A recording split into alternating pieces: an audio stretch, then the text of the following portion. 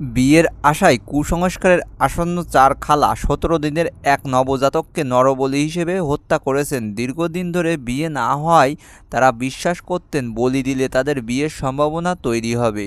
সেই অন্ধবিশ্বাস থেকেই তারা শিশুটিকে পা দিয়ে পিষে হত্যা করেন। ঘটনার একটি ভিডিও স্থানীয় সামাজিক যোগাযোগ মাধ্যমে ভাইরাল হয়েছে।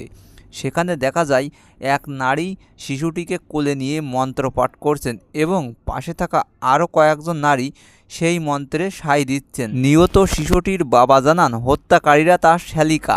তিনি বলেন, তারা দীর্ঘদিন ধরে বিয়ে করতে চেয়েছিলেন, মনে করেছিলেন আমার ছেলেকে বলি দিলে তাদের বিয়ের বিষয়ে সুফল মিলবে।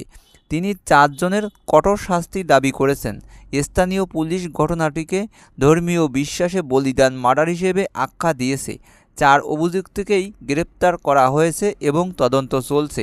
এই নির্মম ঘটনায় সমাজে কুসংস্কার, ধর্মীয় অন্ধবিশ্বাস ও বিভ্রান্তির বিপদ আবারও সামনে এসেছে। এই মর্মান্তিক ঘটনাটা ঘটেছে ভারতের রাজস্থানের যোধপুরে। আর বন্ধুরা, এইসব আজগবি খবর পেতে আমার চ্যানেলটা সাবস্ক্রাইব করতে পারো, আর ভালো লাগলে শেয়ার করতে ভুলবে না। ভালো থাকো।